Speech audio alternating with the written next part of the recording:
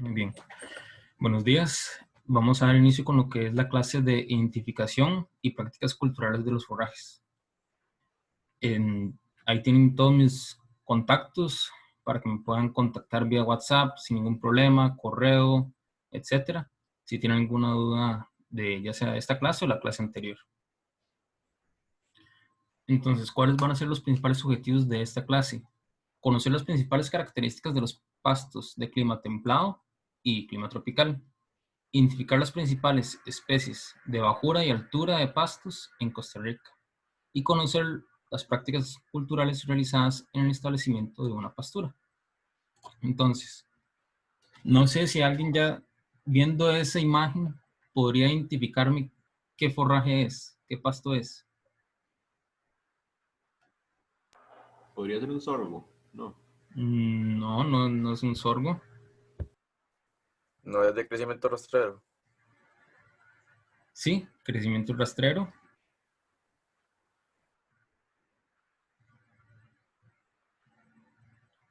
A veces es un poco aparchonado, más bien, aunque no crece en macollas, se puede aparchonar de vez en cuando y lo invaden otras especies. Esto se encuentra principalmente en la altura y un punto principal para identificar o diferenciar especies de forrajes normalmente es la inflorescencia. La inflorescencia nos ayuda mucho y nos brinda características específicas de la especie que nos va a facilitar la identificación de la misma. En este caso, lo que se aprecia en la imagen es un ryegrass. Por el tipo de inflorescencia que tiene, es característico del ryegrass. Y también vamos a ver otras características que se van presentando. Con esta imagen, ¿alguien podría decirme qué especie es? El género, porque realmente decir la especie con solo verlo. No es bracaria. Correcto. Este es un braquiaria. Igual, las inflorescencias nos ayudan mucho. En este caso, las características del braquiaria, que normalmente es un forraje de crecimiento cespitoso, en macollas. Es un forraje que él tiene las hojas de una forma que uno realmente nota el grosor de la hoja, uno nota el largo de la hoja. No es lo mismo jamás un braquiaria a un ryegrass. El brillo, el grosor de la hoja no es lo mismo para nada. Entonces, esto nos va a ayudar también, estas características morfológicas de la planta, para diferenciar entre especies. Esto que es una diferencia bastante notoria, un pasto de altura con respecto a uno de bajura. También lo que viene siendo los que son pastos peludos, los pelos, también nos va a ayudar a identificar ciertas especies, entre otros. Ahora bien, ¿cuáles son las principales características de los pastos de clima templado? Esto es hablando de manera muy general. Se percibe que estos son más digestibles, tienen una mejor calidad nutricional que un pasto tropical. Por ejemplo, la calidad nutricional de un ryegrass siempre se va a percibir como de mejor calidad que un braquiaria. Se utilizan en su mayoría en fincas de altura, por encima de los 1800 metros sobre el nivel del mar. Esto para conseguir tener temperaturas lo suficientemente bajas, que es donde ellos están acostumbrados, porque los pastos de clima templado vienen de otras latitudes. Por ende, no van a tolerar altas temperaturas. Por ejemplo, el calor abrumador de Guanacaste, no vamos a poder establecer un ryegrass. Estos pastos se caracterizan por tolerar mejor las heladas o lo que son estos ambientes hostiles donde inclusive llega a caer nieve. Ellos llegan a ser resistentes ante estas heladas. En Costa Rica no es común ver nieve, sin embargo, si tenemos una finca cerca del Cerro La Muerte, de repente esto es una característica que tendríamos que buscar en el forraje que vayamos a implementar o inclusive a sembrar si fuese el caso. Existen tanto variedades anuales como perennes. Esto va a ser cierto y se va a cumplir para ambos tipos de forraje de clima templado y clima tropical. Y también se les dan todos los usos para pastoreo directo, para corte y acarreo, para ensilaje, etc. Algunas especies que vamos a encontrar en altura van a ser el raygrass, el festuca, el festulolium, la avena forrajera, entre otras. Como lo mencionaba, los de clima tropical, estos se caracterizan por generalmente tener una mayor producción de biomasa, pero esta es de menor calidad. Se utiliza por lo general en fincas de bajura, o sea, no toleran bien lo que son bajas temperaturas, o sea, afectada su productividad, toleran mejor lo que son condiciones de calor, de sequía. Igual son variedades anuales y perennes, se utiliza para corte de acarreo, pastoreo, también para ensilajes. Sin embargo, aquí esto se utiliza más para la preparación de heno, porque un pasto que se encuentra en bajura tiene condiciones climatológicas donde se facilita la producción de heno, porque el heno simplemente es el corte del forraje cuando tenemos una suficiente biomasa y se deja secar al sol hasta que pierda suficiente humedad. Entonces, por eso difícilmente vayamos a ver la creación de heno en una finca de altura o con pastos de altura, porque las condiciones climáticas por lo general no permiten la creación del heno. Sin embargo, sí se podría apreciar bastante lo que es la creación del enilaje, que el enilaje viene siendo un punto intermedio entre el heno y el ensilaje. Ahora bien, esto que les menciono son eh, estrategias para conservar los forrajes. No sé si saben más o menos de qué les estoy hablando cuando les hablo de un ensilaje o, o no han visto el tema aún, no sé. Sí, profe, sí hemos visto más o menos ensilados y han mencionado sobre ¿Sí lo han visto? ensilaje también. Ok, Sí, perfecto. algunas veces. Sí, básicamente la enificación o la generación de heno es la conservación de forraje a partir del secado. El enilaje es la conservación del forraje a partir de la fermentación anaeróbica. Y el enilaje es la conservación del forraje perdiendo cierta cantidad de humedad y también con una fermentación anaeróbica que sea en el enilaje. Por eso es que es un punto intermedio entre el heno y el ensilaje. Las especies de clima tropical, estrella, quicuyo, braquiarias, el prodigioso, el gigante, etc. Ahora bien, vamos a ir viendo imágenes de los forrajes que tenemos tanto de altura como de bajura. El raygrass, como les mencionaba anteriormente, característicos por su inflorescencia. Cuando vemos esta inflorescencia no nos perdemos. También otra característica es que el raygrass tiene un brillo en las hojas, como un resplandor. Se puede confundir muchas veces con el quicuyo, porque el quicuyo también se utiliza mucho en pastos de altura, o en fincas de altura, mejor dicho. Sin embargo, la diferencia entre estos dos, si no tenemos una pastura floreada, por supuesto no vamos a poder diferenciarlas tan fácilmente. Sin embargo, la diferencia entre estos dos viene siendo más que todo por la hoja. Uno ya cuando va viendo pasturas de raygrass y uno llega, se topa con una de quicuyo, a pesar que son muy semejantes a simple vista, uno llega a diferenciarlos ya con la experiencia. De tanto ver la misma pastura, la misma especie, uno ve una especie, si bien es semejante, con solamente apreciar las hojas, uno nota la diferencia. Esto se ve mucho con lo que es el grosor de la hoja, por lo general. Igual, no es lo mismo que yo se los diga, que ustedes ya lo puedan visualizar en campo, porque solamente así podrán comprender de lo que les hablo cuando uno percibe la diferencia a partir de lo que es la anatomía de la hoja o la morfología de la hoja. Porque de igual manera el quicuyo tiene cierto brillo, resplandor, está en altura, es una hoja delgada, entonces uno tiende a confundir estas dos especies, pero llegan a diferenciarse ya con el pasar del tiempo. El festuca. Perdón, Profe, ¿alguien tiene alguna duda? Profe, con respecto a la inflorescencia, entonces sí tiene diferencia el regras con el kikuyo. Sí, la inflorescencia es sumamente diferente. De hecho, para que usted llegue a ver un kikuyu floreado, es bastante difícil por dos razones. Porque realmente con manejo que sean fincas, una finca de altura, por lo general estamos hablando de una lechería, entonces tenemos un pastoreo rotativo y con el manejo que se le da, cuesta mucho que uno llegue a encontrar un kikuyu floreado. Pero si lo llega a encontrar, cuesta encontrar la inflorescencia del kikuyu, porque no es tan notoria como la del ryegrass. La del ryegrass sí se nota las varillas saliendo del forraje a lo más alto y se nota cómo se percibe una imagen en este tipo de espigas, básicamente.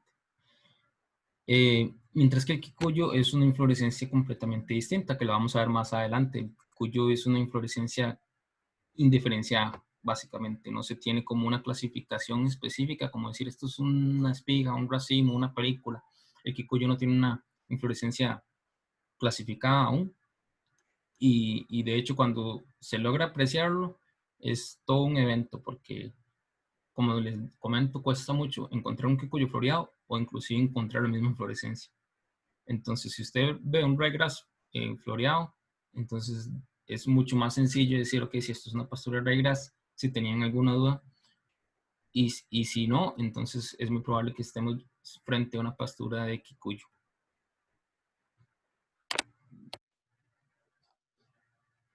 ¿Alguien tiene alguna otra duda? Quizá le queda más claro cuando ya veamos la imagen del kikuyu, de la inflorescencia, porque ahí específicamente puse la inflorescencia del kikuyu para que la puedan apreciar. Ok, profe, gracias. Con gusto. Ok. El festuca es otro forraje que se utiliza en fincas de altura. De igual manera, cuando vemos la inflorescencia, es muy fácil llegar a identificarlo. Este forraje tiene un crecimiento pues bastante erecto, como podemos apreciar, hojas mucho más largas que las del ryegrass por lo general. Entonces, también con el tiempo uno puede ir diferenciando los forrajes con solamente ver el follaje. Al principio sí les recomiendo, si recolectan especies o ejemplares para realizar un herbario, siempre traten de recolectarlos con la inflorescencia, porque esto les va a ayudar mucho, que son características de cada una de las gramíneas. Entonces, esta viene siendo la festuca, esta es su inflorescencia, y igual lo vamos a encontrar principalmente en explotaciones de altura o fincas de altura. El maní forrajero. Quise ponerlo como un forraje de altura, sin embargo no se limita a necesariamente. De igual manera, esta clasificación que les comento sobre forrajes de altura, bajura, es que se realiza más que todo por la predominancia que tiene cada una de estas especies de acuerdo a su distribución altitudinal. No obstante, existen especies bastante versátiles, que de hecho vamos a ver a continuación, donde yo les coloco ahí un forraje de bajura / altura, porque tienen una distribución altitudinal tan amplia que de repente lo vimos en una finca de altura y cuando vemos una bajura también podemos ver el mismo forraje. Entonces, como tiene una distribución tan amplia, un rango tan amplio, que toleran diferentes temperaturas, altitudes, precipitaciones, etcétera, por eso es que son una especie bastante versátil, por eso es que decidí ponerlas como bajura / altura, pero no quiero que se limiten, que, ok, maní forrajero solamente lo voy a ver en fincas de altura, no necesariamente. Muchas veces en lo que es la altitud del Valle Central podemos ver maní forrajero casi que en todas las casas, porque ejemplar cuando se ingresó al país, por tener esa flor amarilla característica, se utilizaba mucho para fines ornamentales. Entonces uno va caminando y echa un ojo en la acera y de repente se encuentra el maní forrajero. O hasta en la misma universidad podemos encontrar maní forrajero por ahí esparcido. Entonces, no quiero que se limiten la idea que solamente aquí lo voy a encontrar. De repente lo podemos encontrar en otras altitudes y de igual manera no es lo mismo estar hablando de extremos que nos vamos a la zona de los Santos a irnos a la zona de Guanacaste, el nivel del mar, pero sin puntos intermedios vamos a encontrar muchas de estas especies. De repente encontramos un ryegrass a 1800 metros y yo diría que ese es como casi que su límite, 1800 metros, menos de 1800 difícilmente se puede llegar a adaptar, pero se puede encontrar. No es que tiene que estar por encima de 2000, por encima de 2800, etc. Que viene siendo lo ideal porque su especie está adaptada a un clima que es más frío, un clima más fresco. Pero como les digo, no quiero que vean esto como una regla, quiero que lo vean como a manera general de cuál es la distribución que vamos a ver por lo general en el país, pero no es una regla, siempre va a existir puntos intermedios que uno a veces se sorprende y me dice cómo este forraje está aquí, pero pasa. Como les comentaba, el maní forrajero, bueno, en este caso el Arachis pintoi, bueno, eso es algo que se me olvidó agregar con la especie. El ryegrass es muy importante que vayan aprendiéndose las especies, porque la literatura, nombres comunes vamos a encontrar muchos, pero la especie es única. Entonces recordemos que el ryegrass viene siendo el género Lolium. Está el Lolium perenne, que es una pastura perenne, el Lolium multiforum, que es una pastura anual. Festuca, la festuca es Festuca arundinacea. Esto se los voy a corregir ya cuando les entregue la presentación, que se me olvidó agregarle la especie. Y el maní forrajero es el Arachis pintoi. El maní forrajero es una leguminosa. Normalmente cuando se establecen asociaciones entre una gramínea y una leguminosa, esto quiere decir que se siembra en conjunto una especie de gramínea, llámese por ejemplo el ryegrass, en conjunto con una leguminosa, por ejemplo un maní forrajero. ¿Esto por qué se hace? Porque las leguminosas tienen la habilidad de fijar nitrógeno atmosférico. Fijan nitrógeno en sus nódulos a partir de ciertas bacterias especializadas, como el Rhizobium, por ejemplo. Y existen otras bacterias de diferentes géneros que también pueden fijar nitrógeno a nivel atmosférico. Estas bacterias se ven asociadas a los nódulos de las leguminosas. Los nódulos son como especie de bolitas en las raíces de la leguminosa, y ahí es donde tienen una concentración de estas bacterias que fijan nitrógeno atmosférico, y una vez que está fijado en el suelo, está disponible para la utilización de la planta, tanto la misma leguminosa como las plantas que están asociadas a esta, por ejemplo, la gramínea que vamos a sembrar en conjunto. Entonces, esta es la principal razón por la que se realiza la asociación entre gramíneas y leguminosas, para mejorar la fertilidad del suelo, es una, fijando nitrógeno atmosférico. Esto nos puede ahorrar en términos de fertilización nitrogenada a partir de fertilizantes sintéticos, como la urea, nitrato de amonio, etc. También nos ayuda a nivel ambiental, porque reducimos un uso de un fertilizante, por tanto, vamos a reducir una emisión de gases de efecto invernadero, inherentemente. Y también las leguminosas, por lo general, tienen mejor valor nutricional que una gramínea, en términos de proteína. La leguminosa siempre se destaca por tener niveles proteicos superiores. Entonces, para tener una pastura con mejor calidad, se llega a asociar con ciertas leguminosas. El maní forrajero es una de ellas, es una de uso común. Eso sí, la rotación de los potreros, si tenemos una leguminosa, tenemos que tener cuidado de hacerlo con base en el periodo de recuperación de la leguminosa, no de la gramínea. Esto porque la leguminosa tiene un periodo de recuperación generalmente mayor que las gramíneas. Entonces, si una estrella tiene 28 días de rotación, un maní forrajero va a tener 40 días de rotación, por decirles un ejemplo. Entonces, cuando estamos manejando potreros, hacemos la rotación, tenemos que hacerla a 40 días de recuperación para que no se degrade la leguminosa. ¿Qué sucede con esto? Comprometemos la calidad nutricional de la gramínea. Entonces es una por otra. Tenemos biomasa, pero disminuye su calidad nutricional, y por otro lado estamos mejorando la calidad nutricional de la pastura o la pradera en sí, al estarles aportando forraje a partir de una leguminosa. Entonces, es como un balance que tenemos que encontrar cuando hacemos este tipo de asociaciones entre ese punto deseable de biomasa y calidad nutricional. Vi que levantaron la mano. ¿Tienen una pregunta? Sí, profe, era yo. Bueno, buenos días primero. Es con respecto a lo que estaba comentando ahorita, de que las especies, digamos, como que están estipuladas para altura, pueden aparecer en lo que es bajura y todo eso. Uno tiende a escuchar como que tal vez una especie de bajura es como más fácil que se encuentre en altura que una de altura en bajura. No sé si me explico.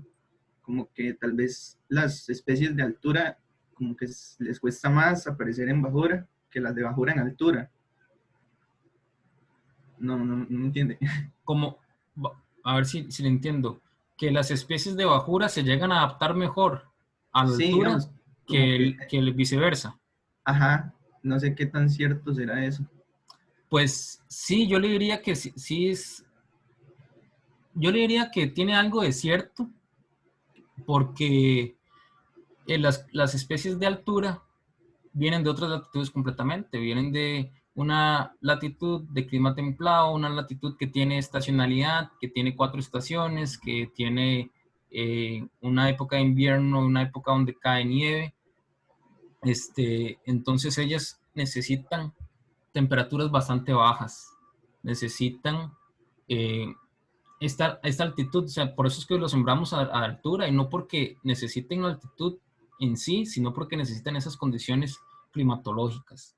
Mientras que una especie de bajura, igual, aunque toleran bastante bien y se adaptan a lo que son sequías, por lo general, generalmente hablando, sequías, altas temperaturas, 30 grados, por encima de 30 grados Celsius, etcétera, son versátiles, ambas son versátiles, como les digo, las de altura pueden llegar tan abajo como 1800 metros, de repente 1500 metros, 1600, y nos encontramos por ahí una especie de altura, y uno se puede llegar a sorprender, pero actualmente con el cambio climático que está sufriendo el mundo, de la distribución de especies que nosotros conocíamos tal vez hace unas décadas, ya no es la misma que se conoce actualmente. Por tanto, no es como que tengamos que llegar a sorprendernos si de repente vemos que una especie está predominando más que otra en ciertas zonas. Tampoco es que te pueda decir que una bajura va a estar en altura sin ningún problema, porque también va a verse afectada su productividad, también va a verse afectado su fisiología, su metabolismo, porque fueron especies adaptadas a un clima tropical, a un clima de nuestras condiciones. Entonces, puedo decirte que puede tener algo de cierto, y más que todo porque las especies tropicales, igual, generalmente hablando, son un poco más rústicas que las de clima templado, generalmente hablando. Y quizá por eso es que se ven un poco más versátiles, pero no es como una regla que las de bajura se adaptan mejor a altura que las de altura a bajura. O sea, de repente podemos ver que se están adaptando a condiciones de menor altitud, las que normalmente vemos en 2000 y pico de metros, las estamos viendo en altitudes más bajas, y en conjunto con lo que se viene, todo el cambio climático, eh, no podríamos establecer como una regla aún desde a partir de qué punto se considera altura y a partir de qué punto se considera bajura, sino que es como una idea que uno tiene ya general, lo que por lo general a partir de los 1800 metros ya uno está viendo cierta predominancia de especies, por debajo de esto uno ve otras especies, inclusive podría hacerse otra clasificación que por debajo de los 1000 metros podemos estar viendo otras especies, o de los 800 metros vamos a ver la predominancia de otras especies, llámese braquiarias, por ejemplo, por decirle algo. Entonces estas clasificaciones de altitudes son como bastante virtuales y como una guía para darse una idea de qué especies podríamos encontrar dependiendo de la zona en la que nos encontremos. No sé si le respondí la pregunta. Sí, sí, sí, entiendo. Entonces sí, sí es como que hay algo, pero no es como así, muy en general, digamos, que las especies de bajura, que uno llama de bajura, pueden adaptarse mejor a la lectura, por decirlo así. Sí, y como le digo, no está escrito en roca. Tampoco es Ujú. como que vayamos a ver una especie de que se encontraba a nivel del mar y que la vamos a encontrar ahí en el Cerro de la Muerte, ¿verdad? Que se adaptó difícilmente. Pero sí, por lo general las de clima tropical son un poco más rústicas. Entonces, quizá por eso les viene a conferir esta característica. Bien, gracias. Con gusto. Manuel, adelante.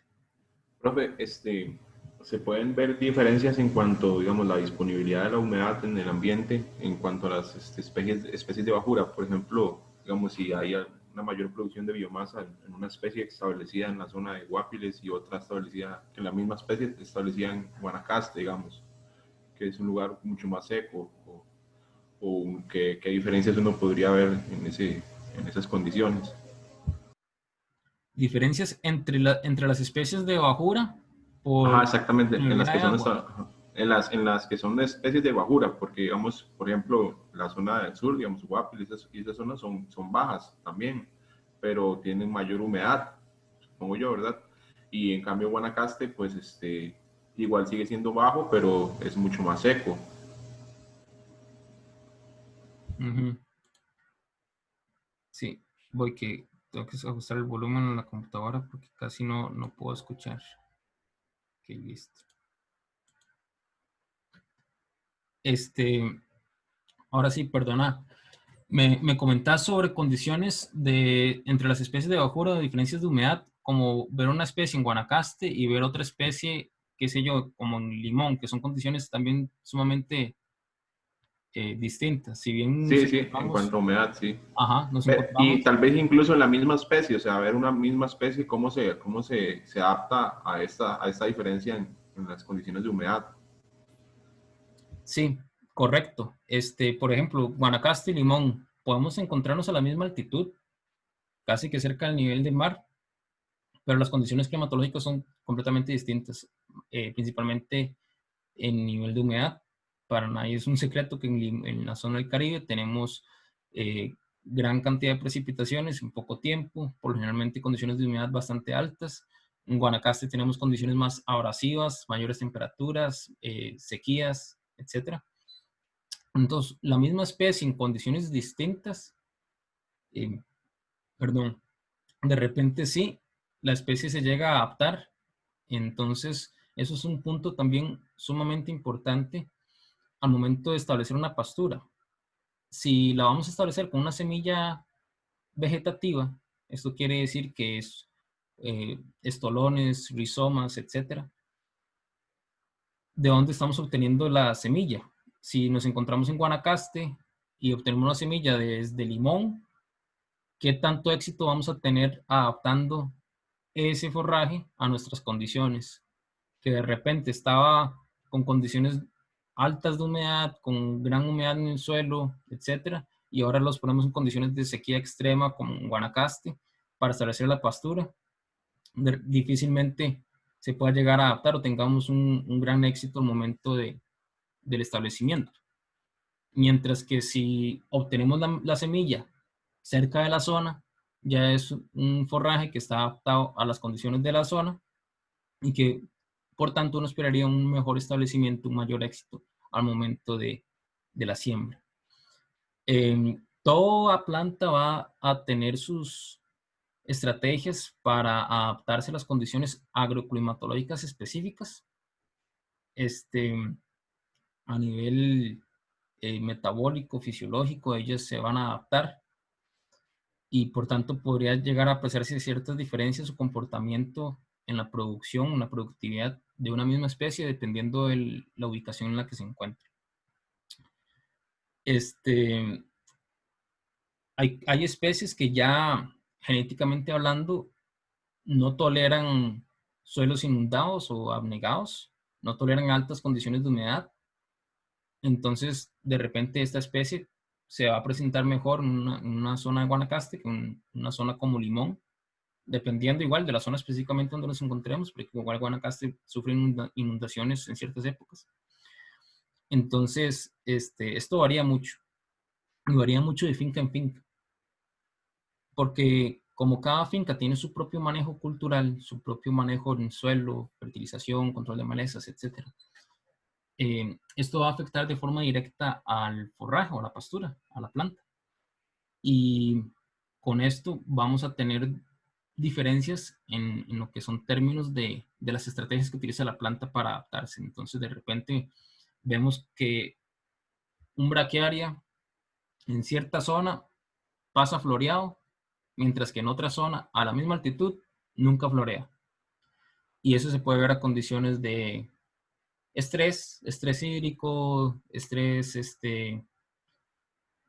por calor, inclusive se ve enrollamiento en las hojas de repente, si hay un calor extremo, dependiendo de las especies forrajeras que nos estemos observando. Esto en el estrés por calor, donde se enrollan las hojas, sí se aprecia más común en especies de altura, porque como ellas necesitan temperaturas bajas y cada vez estamos teniendo temperaturas bastante altas para las condiciones en las que nos encontramos en las montañas, entonces podemos ver que las hojas se llegan como a enrollar, se llegan como a arrugar. Entonces uno dice, mira, esto es un estrés que le está dando por la temperatura, altas temperaturas, para esa especie en específico.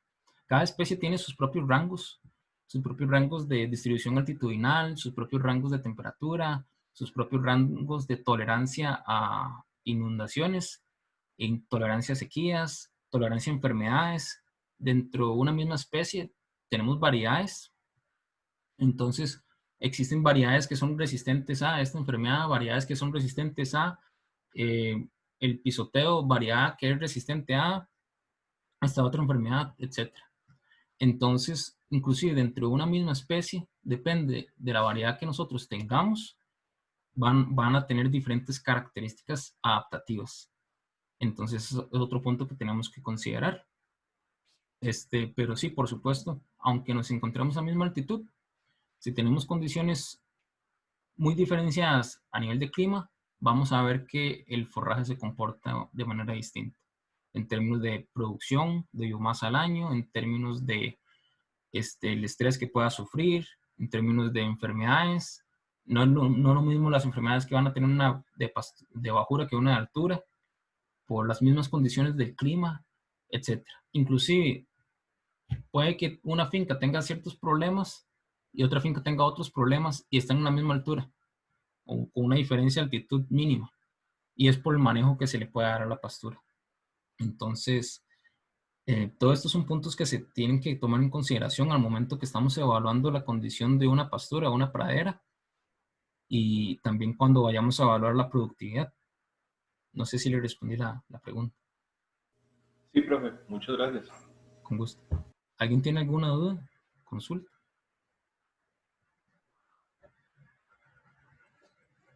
Muy bien. Como les comentaba, el maní forrajero es una de las más comunes de las leguminosas que se utiliza como en asociación.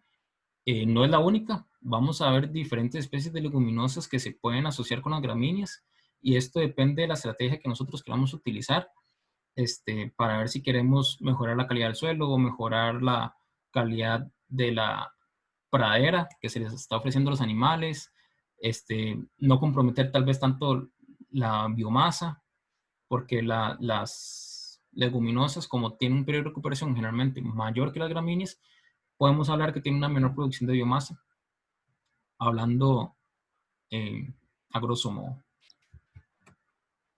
Dentro de los forrajes de altura vamos a continuar encontrándonos con la avena forrajera, la avena fatua. También se puede ver en la literatura avena sativa.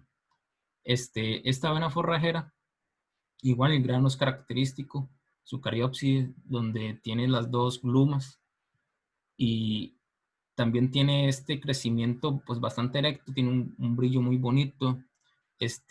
Muchas veces en las fincas de altura lo que hacen es que mezclan. Cuando esta avena, yo la he visto que utilizan sistemas de corte y acarreo, entonces mezclan especies, mezclan avena con ryegrass.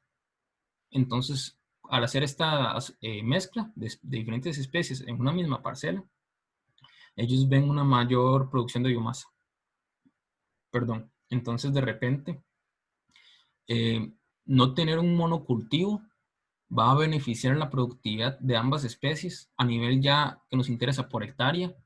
Vamos a tener una mayor productividad de biomasa. Esto puede verse a diferencias entre las especies de aprovechamiento de nutrientes, desarrollo radicular, etcétera.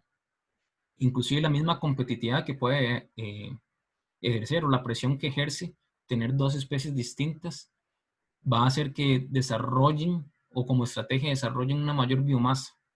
Porque no sé si han tenido la oportunidad de estar al momento de la siembra y venir unas semanas después de la siembra de cualquier cultivo. Cuando tenemos ciertas zonas que hubo mayor densidad de siembra, por lo general en esa zona tenemos un crecimiento acelerado del follaje, un crecimiento exponencial. Mientras que en zonas donde fue sembrado con una menor densidad, tenemos un crecimiento, pues, el esperado, el normal, nada acelerado, nada notorio. ¿Y esto por qué se da? Porque cuando de repente, qué sé yo, la máquina, la boleadora o el operario se le fue mayor cantidad de semillas en esa parte del surco, entonces eso genera competitividad porque están más densos la cantidad de plantas y entonces compiten por nutrientes, compiten por radiación solar y no quieren tener sombra, entonces ellos buscan estratos superiores. Y utilizar esto de la competitividad que las plantas puedan tener como estrategia para tener una mayor producción de biomasa es algo bastante interesante. Entonces, de repente, eso puede ser uno de los principios detrás del por qué los productores mezclan especies en corte y acarreo para aumentar la productividad, como por ejemplo en este caso de la finca que yo pude observar, cuando mezclaban avena con ryegrass como pasto de corte. El ryegrass que utilizan como pasto de corte es el ryegrass Lolium multiforme, no es el perenne. El ryegrass Lolium multiforme es anual, y esto porque tiene igual características específicas de producción de biomasa que se utiliza para corte de acarreo. En caso que se lo hicieran como preguntando cuál es la diferencia entre las especies perennes y anuales. Las perennes significan que uno las establece y nunca más debe de volverlas a sembrar, porque es perenne a través del tiempo. Por supuesto, si se le da un mal manejo, se tiene que renovar la pastura o se tiene que recuperar la pastura, dependiendo de cómo se encuentren las condiciones de la pradera. Y una especie anual es una especie que en su sana teoría, como su nombre lo dice, es anual por año, debería de hacerse una resiembra. No obstante, en nuestras condiciones específicas, de repente le sacamos 1, 2, hasta 3 años. Ya 3 años es exagerado, ya es muy volado. Podemos hablar de 1 año, 2 años, donde ya, ya al segundo año prácticamente cualquier forraje anual cae completamente abruptamente la productividad. ¿Por qué? Porque genéticamente ya están programados para que en su ciclo de vida tenga su productividad y ya después, con el tiempo, simplemente cae. No obstante, por las condiciones de clima, como les digo, podemos extender este periodo de cosecha. Por lo general, en climas templados, en otras latitudes, ellos tienen una temporada donde tienen un chance para cosechar el forraje solamente una única vez al año y ya después no pueden cosechar más porque el forraje no produce. Pero como nosotros tenemos unas condiciones climatológicas distintas, no tenemos 4 estaciones, tenemos 2, solamente seca y lluviosa, tenemos mayor disponibilidad de agua, etc. Entonces, de repente extendemos 1 año a un segundo año de cosecha. Y ya un tercer año, ya sinceramente eso es exagerar. Pero sí, esas son las diferencias principales entre una pastura o un forraje anual y perenne. Y por eso cuando un productor les habla que, es que esta pastura que va, se empieza a parchonar, se empieza a caer la producción y uno sabe que es una especie anual, está consciente que esto es un proceso natural e intrínseco de la planta que va a ocurrir. Queramos o no queramos, va a ocurrir. Entonces es algo que tenemos que tener en cuenta cuando estamos enfrentando estos comentarios por parte de la finca y poder explicarles el por qué siempre, por más manejo que le demos, por más fertilización, plan de fertilización que tengamos, siempre va a caer la productividad porque ya es a nivel genético que están programados para que sean una especie anual. Ahora también tenemos que estar claros que la productividad cuando está cayendo a final de su ciclo de vida o apenas está iniciando y ya cayó la productividad. ¿Qué fue lo que ocurrió? Fue un asunto de manejo, sobre pastoreo, etcétera, etcétera, etcétera. Ya esos son otros 100 pesos. Pero sí es algo que tenemos que tener en nuestra mente el momento que estamos enfrentando alguna problemática de una pradera en finca, si estamos frente a una especie perenne o una especie anual. Si es una especie perenne, entonces tenemos que evaluar cuál sería su productividad a lo largo del año, y de repente estamos en la época del año donde la productividad siempre decae y se puede explicar a partir de estos y estos puntos. Entonces, eso es algo que se tiene que evaluar y valorar en cada una de las fincas. No sé si tienen alguna pregunta o duda.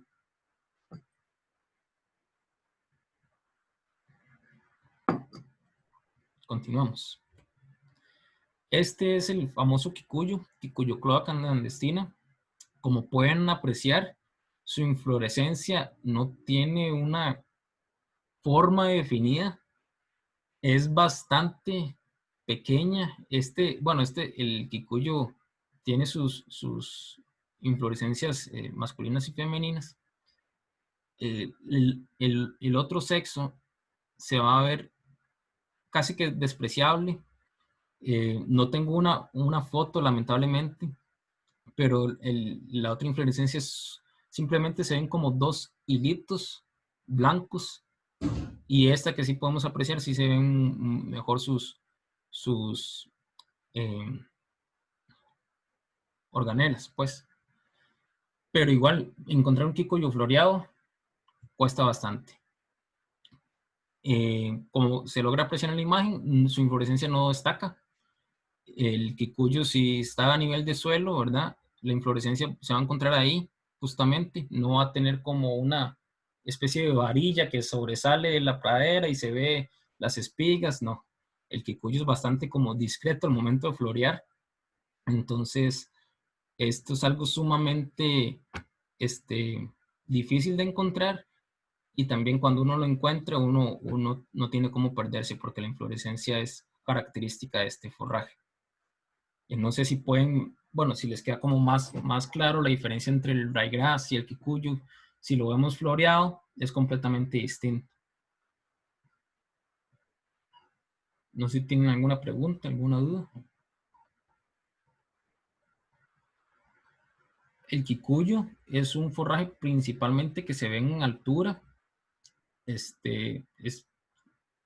También se ven en ciertas altitudes ahí, poco versátil. No voy a decirles que vamos a encontrar un kikuyu en Guanacaste, porque no. Pero sí tiene su versatilidad, es bastante agresivo en términos de crecimiento. De repente tenemos kikuyu y queremos establecer una pastura de ryegrass y no se le da un adecuado manejo, y donde está sembrado el ryegrass se empieza a meter el kikuyu, se mete el kikuyu y lo desplaza. Y el ryegrass que en algún momento sembramos desapareció por competir con el kikuyu porque es de un crecimiento más agresivo. Esto también pasa con el estrella, etc. Entonces, cuando ustedes quieren cambiar la especie forrajera de una finca, sí tienen que estar detrás de un adecuado manejo para que otras especies tal vez no deseables, como en el caso de kikuyu, usted quiere que sea su finca de ryegrass por X o Y motivo y no quiere que tenga kikuyu en los potreros, entonces tiene que tener un buen control, tiene que tener un buen manejo, tiene que estar viendo que las condiciones sean propicias, porque si no, una especie que se adapta mejor a la zona, una especie más agresiva de crecimiento, va a terminar sofocando a la especie que ustedes en su momento establecieron o deseaban establecer.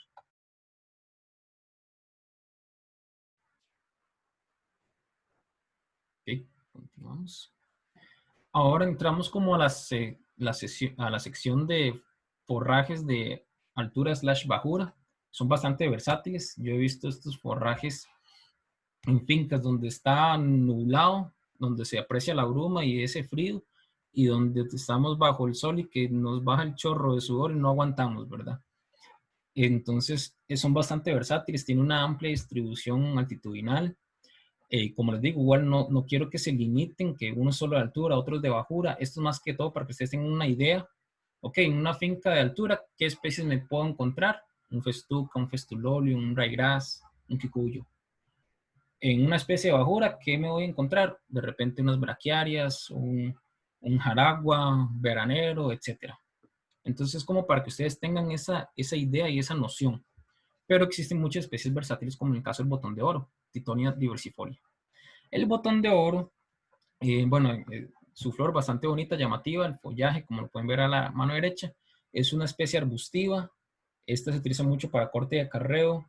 Algunas fincas lo utilizan como en sistemas silvopastoriles, donde lo asocian con gramíneas para que el mismo ganado lo coseche. Entonces lo hacen en caminos o franjas, donde tienen una franja, qué sé yo, de 5 metros, 10 metros de ancho. Ahí tienen su gramínea y después tienen una franja de una hilera de botón de oro. Ingresan los animales y ellos cosechan, ellos ramonean la arbustiva, el botón de oro, y entonces se ahorran costos de corte y acarreo, mano de obra, movilizar el forraje de donde se está cosechando hasta donde están los animales, ofrecerlo, pérdidas, etc. Entonces, son diferentes estrategias que se pueden implementar. El botón de oro tuvo un boom, ha tenido un boom porque tiene sus niveles proteicos bastante interesantes, superiores a los de una gramínea, y también tiene una producción de biomasa considerable. Eso sí, por supuesto, el periodo de recuperación va a ser mayor que el de una gramínea, por lo general.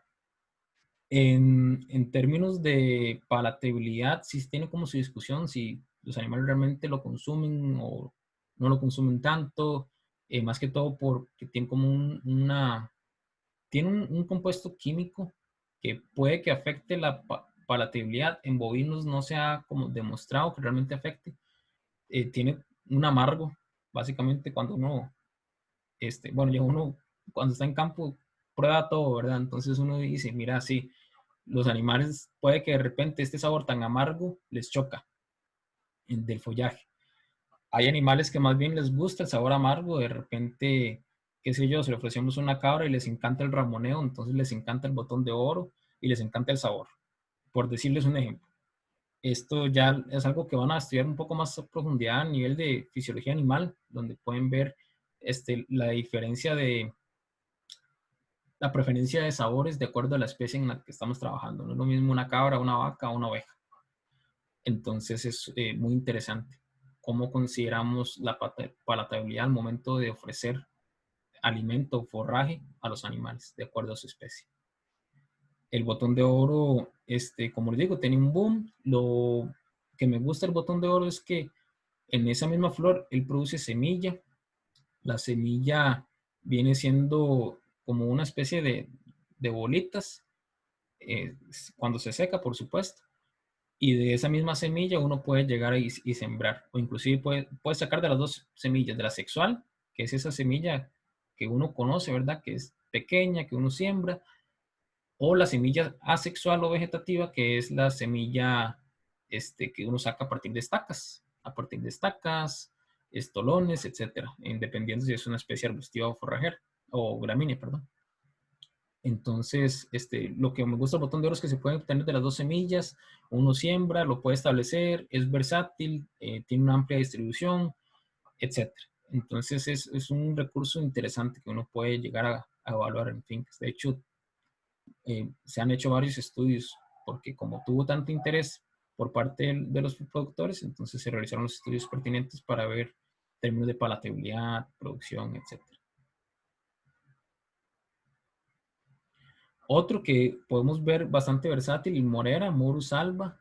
De repente lo encontramos más que todo como en altura, pero como le digo, existen esos puntos medios donde vamos a poder encontrarlo también.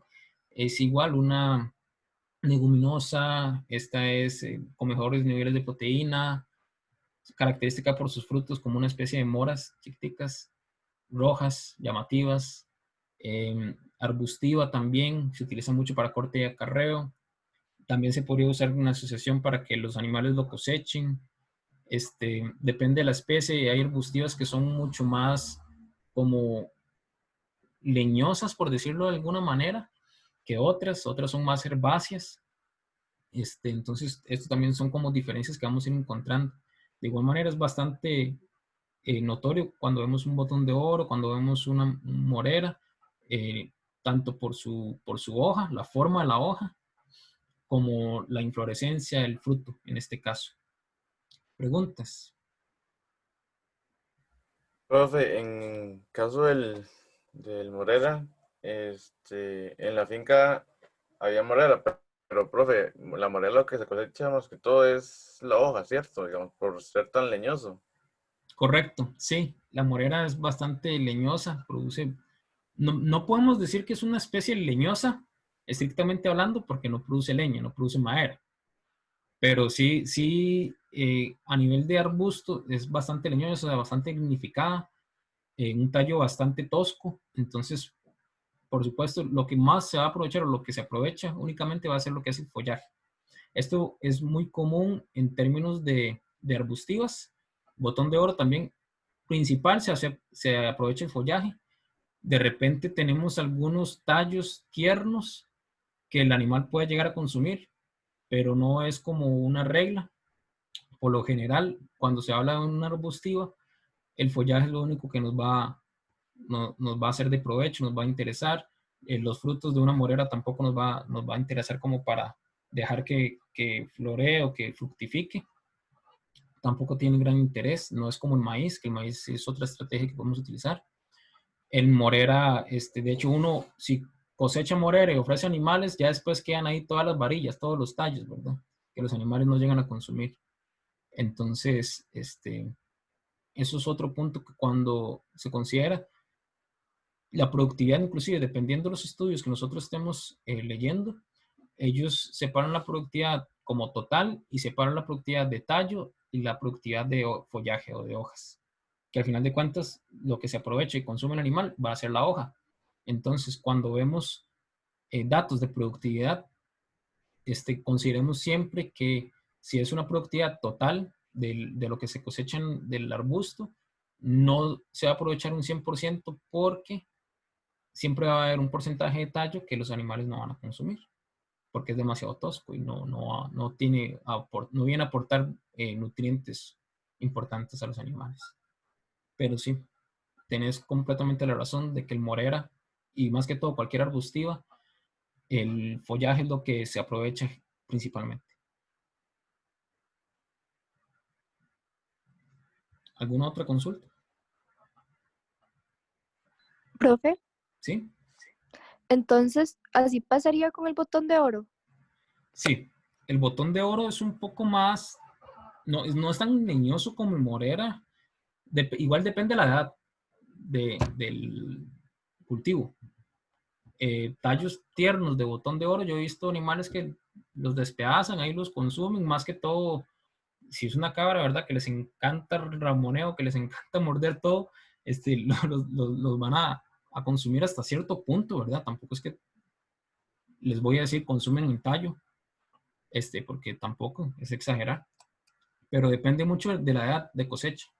Un tallo tierno es un tallo que es más suculento, con mayor cantidad de humedad, agua, entonces de repente lo pueden consumir, pero igual, como les digo, a manera general, una especie arbustiva, lo que se va a aprovechar es la producción de hojas o de follaje, y lo que viene siendo la producción de ramas o de tallo, esto se pierde.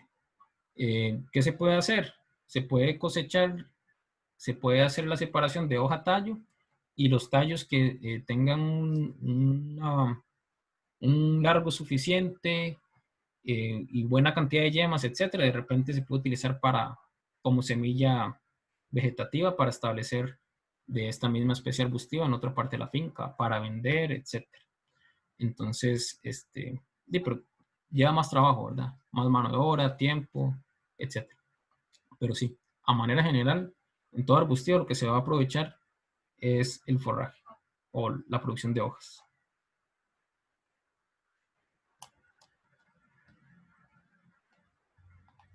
No sé si alguien más tiene alguna consulta, alguna duda. Profe, yo tengo una duda. Sí, Entonces, estos serían especies anuales. no. Por ejemplo, el morera, yo sé que una vez establecido, con un buen manejo y cuidado, se puede considerar un perenne. O sea, realmente no es que ellos, no es como una gramínea anual donde ellos producen y de cara a la productividad, en el punto de la senescencia. No es como el maíz, por ejemplo, que el maíz sí, usted siembra, tiene la milpa de maíz, cosecha y ya después cae la producción, ¿verdad? Estos sí son más, una vez que usted los establece, si les da un buen manejo, ahí permanecen. Usted puede seguir y seguir cosechando. Ok, gracias. Con gusto. Igual esto depende mucho de cada especie. Hay especies que son, como todo, anuales, otras especies que son perennes, pero estas sí son de, como les digo, un buen manejo, son para rato. Otro que es versátil, el prodigioso, este se utiliza mucho para corte de acarreo, Tripsacum laxum. Eh, como logran apreciar, las hojas son sumamente gruesas. Esto es una característica que yo he podido notar, que de un prodigioso la hoja es bastante gruesa, imponente. La inflorescencia, como lo pueden apreciar en la imagen, también es sumamente larga, notoria.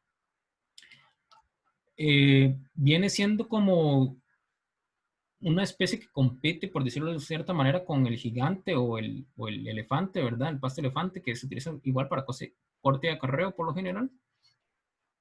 Pero es una especie más que se utiliza. O sea, no es como que uno o el otro, pero sino que si lo ven por ahí, por lo general esto se utiliza para corte de acarreo, ya sea para ofrecer a los animales en canoa o tal vez hacen ensilaje. Estos pastos que son como de corte de acarreo, como este prodigioso, por lo general, si se van a conservar a manera de ensilaje, sí se tienen que tomar consideraciones como la cantidad de carbohidratos no fibrosos o no estructurales, como se cosechan a edades de 60, 90 días, 120 días, etcétera, dependiendo del manejo que se le dé, su calidad nutricional va a ser baja. Vamos a tener una gran producción de biomasa, un gran tonelaje, pero la calidad nutricional comprometida, por supuesto. Valores proteicos de 7%, 10%, depende si está fertilizado o no está fertilizado, etc.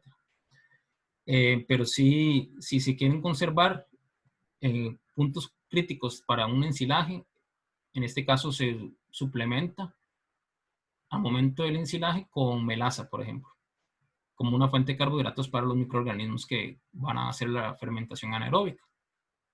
Pero eso lo van a ver más adelante en la carrera, van a ver ya después cómo se realiza el proceso de ensilaje correctamente, cuáles puntos son críticos de control, qué estrategias se puede utilizar, qué suplementos se puede utilizar, etcétera, etcétera, etcétera.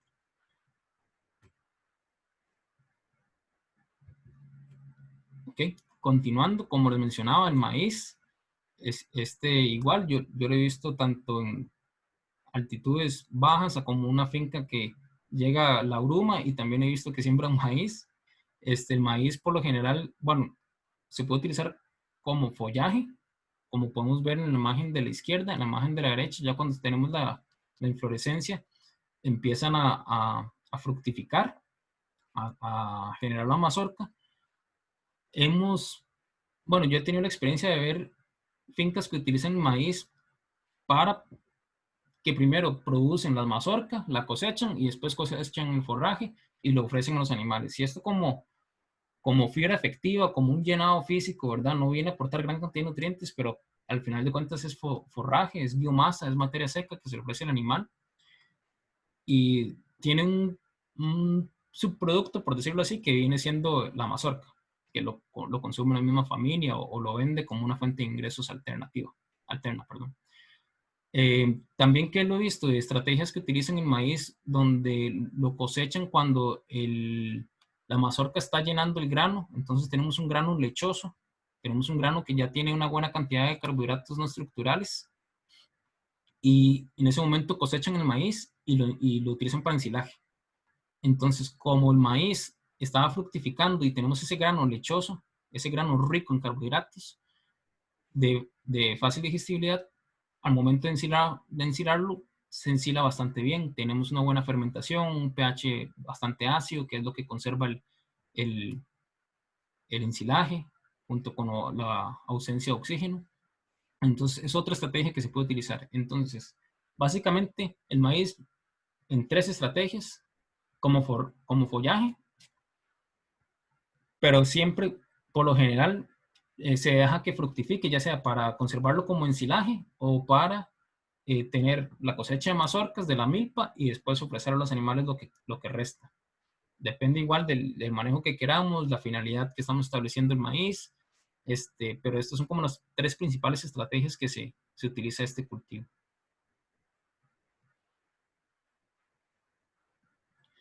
El estrella africana, la especie de maíz, el sea maíz, ¿verdad? Y la estrella africana, el Sinon nymphlensis.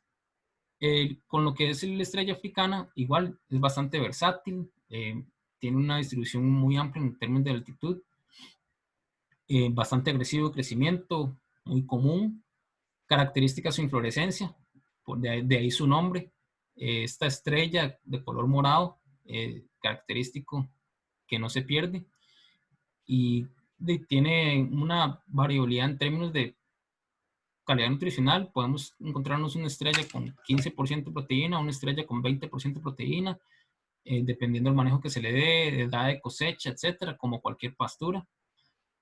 También tiene una muy buena productividad y muy buena adaptación a nuestras condiciones del clima, bastante rústica. Entonces es por eso que nos vamos a encontrar muchas fincas con estrella. Yo diría que la estrella es como más de altura, como de la mitad para arriba, digamos, porque en condiciones de extremo calor sí predominan más que todo como braquiarias, generalmente hablando, pero sí es bastante versátil. El pasto gigante, Penicetum purpureum, el pasto gigante, el elefante, el morado, tiene diferentes variedades, no todas son la misma. Su inflorescencia, que podemos apreciar, es sumamente característica del forraje.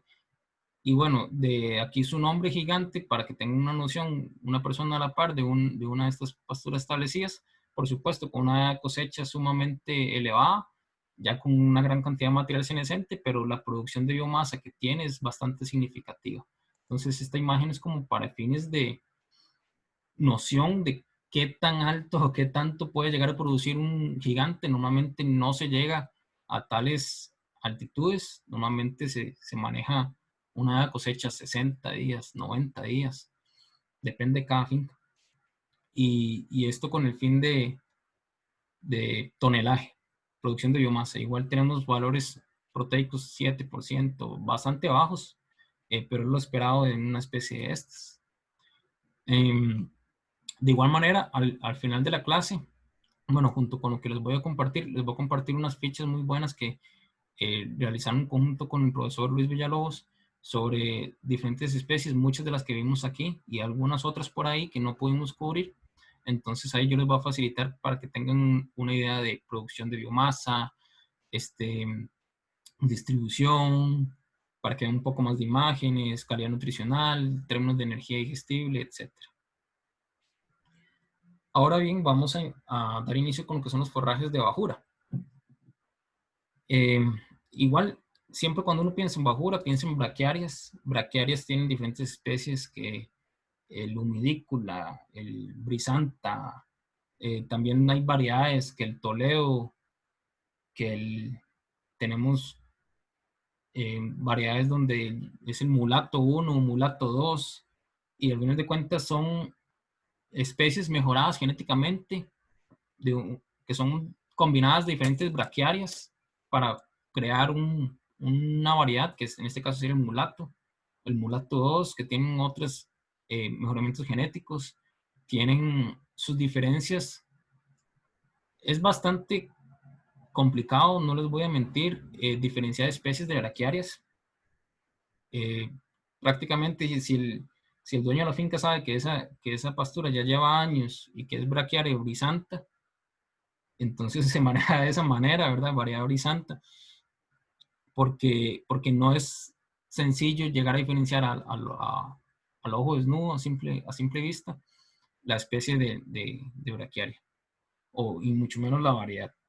Inflorescencia característica, como podemos apreciar en la imagen y como vimos en la imagen al inicio de la clase, es un crecimiento en macollas, un crecimiento cespitoso.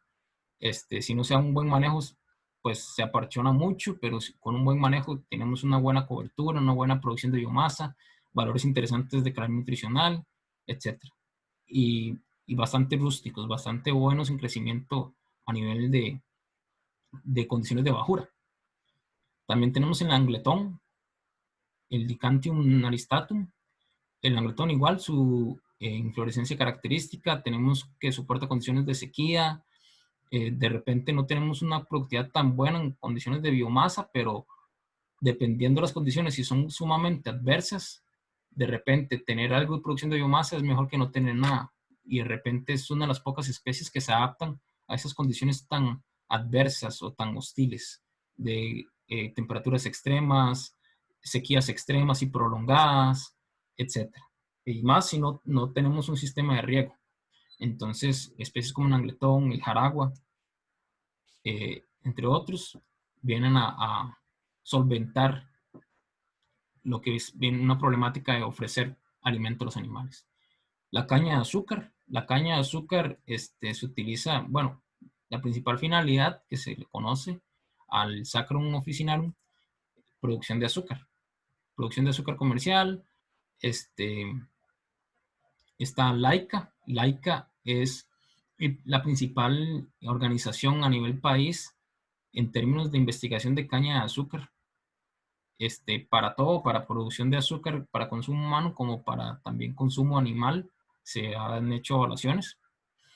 La caña de azúcar, a nivel de producción de azúcar, tiene una cosecha de 12, 18, 24 meses. Se habla por lo general de 2 años. Para lo que es forraje o para uso de alimentación animal, la caña de azúcar se cosecha al año, a los 6 meses, etc. Depende del manejo que le vayamos a dar, la finalidad que tengamos. Su especie intrínsecamente está programada para depositar gran cantidad de azúcares en su culmo, en su tallo. Entonces, viene a aportar energía a los animales, aparte de la biomasa, la materia seca. Dependiendo de la estrategia que nosotros queramos, se cosecha a una o a otra edad, pero por lo general no más de 1 año de edad cuando se utiliza como forraje, generalmente hablando. Ya más de 1 año y estamos casi que para producción de azúcar de consumo humano. Entonces, es algo que se tiene que tener en consideración. No podemos manejar un cultivo como la caña de azúcar si queremos alimentar a los animales, que si queremos producir el producto de consumo humano directo que viene siendo el azúcar de mesa. ¿Preguntas hasta el momento?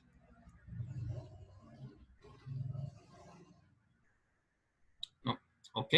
El jaragua, Hiparrhenia rufa. Este es un forraje, un pasto de bajura que les comentaba, sumamente resistente a las sequías en condiciones muy adversas o hostiles. Característica su inflorescencia, como en esa forma de V.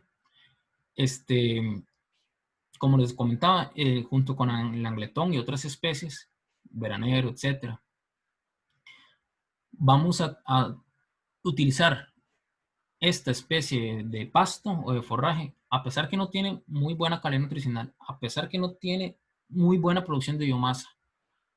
De repente son las únicas que se llegan a adaptar a las condiciones climáticas tan hostiles en las que nos encontramos, y más con lo que es el cambio climático, que viene a acentuar estas condiciones hostiles y viene a solventar el ofrecimiento de materia seca o de alimento a los animales, a no ofrecer absolutamente nada y que estén como en algunos potreros pasan, que está solamente la tierra expuesta, la tierra desnuda. Y uno dice, ¿y los animales ahí que están consumiendo?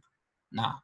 Entonces, de repente, ofrecerles, aunque no sea la mejor calidad, aunque no sea la mejor productividad, es mejor ofrecerles algo de biomasa, algo de materia seca, algo de forraje, que no ofrecerles absolutamente nada. Entonces, es una especie que podemos utilizar como estrategia para solventar problemáticas cuando estamos en condiciones sumamente difíciles. Característico de la región de Guanacaste, donde tenemos sequías muy prolongadas, extremas, altas temperaturas, y tratamos de establecer inclusive un braquiaria y no se da muy bien. Y cuando llega a las épocas difíciles, cae la productividad, se da un sobrepastoreo, etc. Entonces, de repente esta especie viene a ofrecernos una oportunidad que, ok, yo tengo braquiaria en la finca, pero en estos meses se me pone la situación tan difícil que el braquiaria lo dejo con un periodo de descanso muy por encima del que estoy acostumbrado a utilizarlo en invierno, en época de verano, y en verano ofrezco lo que es jaragua. Y por supuesto, como nutricionistas que somos, tenemos que adaptar las dietas, ajustar las dietas. Si sabemos que el ofrecimiento en potrero no va a ser el mismo, el balance nutricional se tiene que ajustar a los animales, a las condiciones que nos encontramos, ya sea en términos de subproductos, en términos de utilización de subproductos, utilización de concentrado. Ojalá que no, porque el concentrado es lo más caro que tenemos y de los principales gastos cuando tenemos una finca.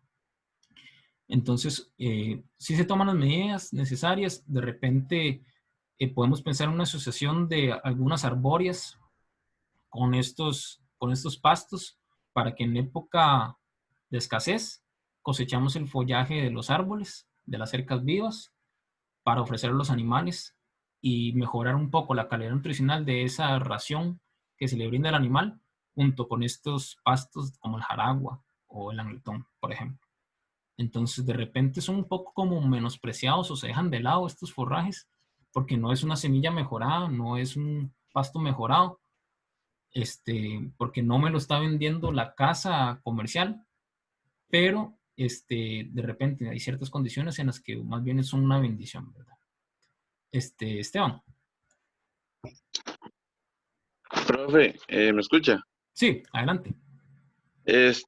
Pero también hay que ver la parte de la palatabilidad que tiene el pasto, porque ese pasto jaragua, más bien de acá en la zona de Guanacaste, pero o sea, en la parte alta, a la orilla del volcán Miravalles, más bien se intenta como eliminar porque el ganado ni lo vuelve a ver. Sinceramente, usted echa un ganado a un potero donde hay jaragua y no lo toman en cuenta.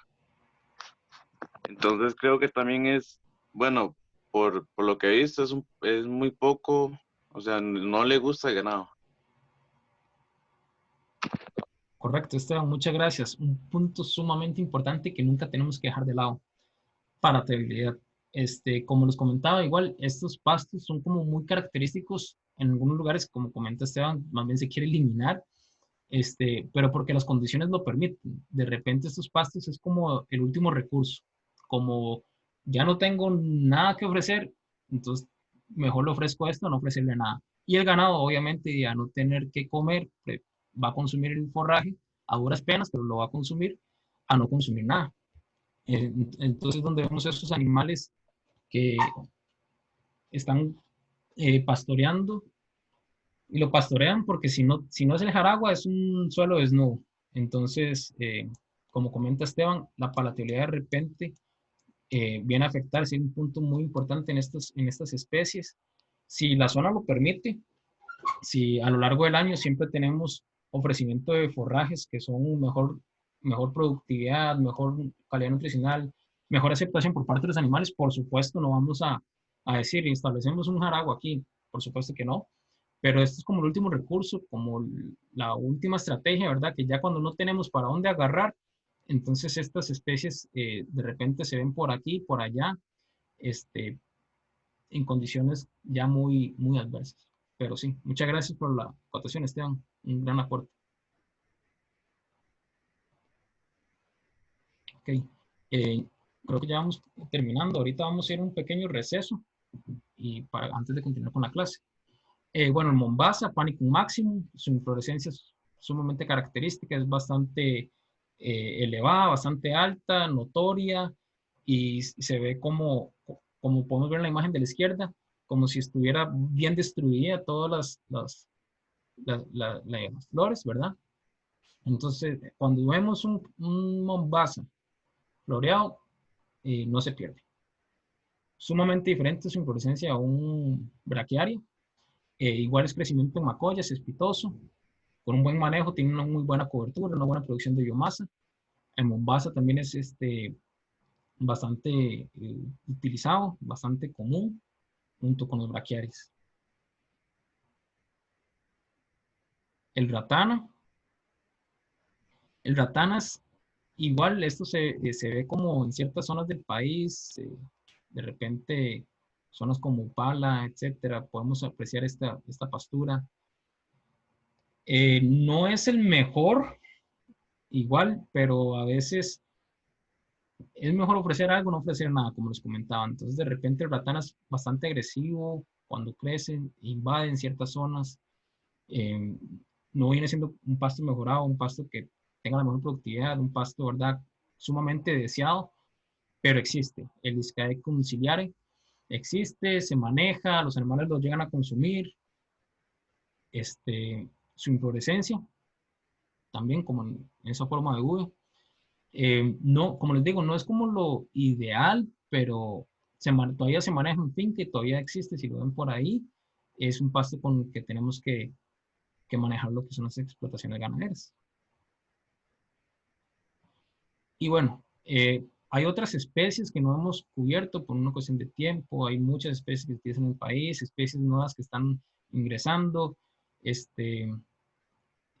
Bueno, estamos hablando de otras especies como limpogras, el sorgo forrajero, sorgo millón que viene de Nicaragua, el sorgo bicolor, etc.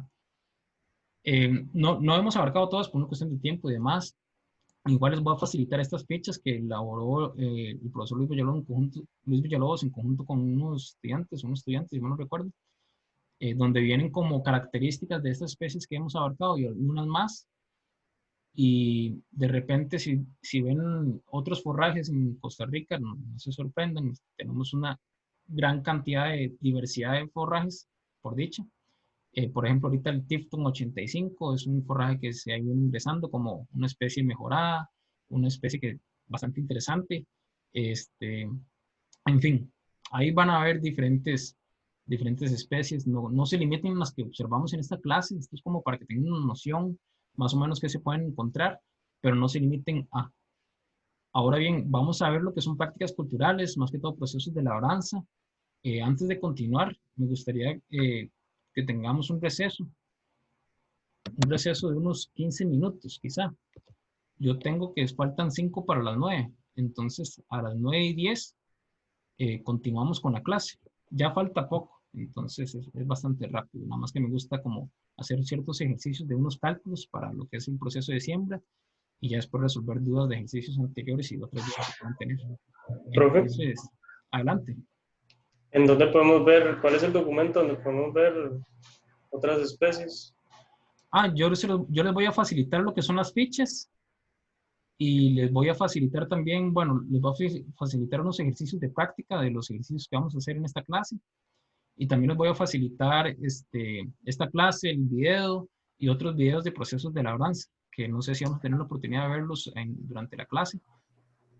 Si no, igual yo les facilito los enlaces para que ustedes puedan acceder en cualquier momento. Gracias. Con muchísimo gusto. ¿Alguna otra pregunta? Ok, entonces muchachos, regresamos a las 9:10. Yo tengo que son 5 para las 9, entonces dentro de 15 minutos nos continuamos con la clase.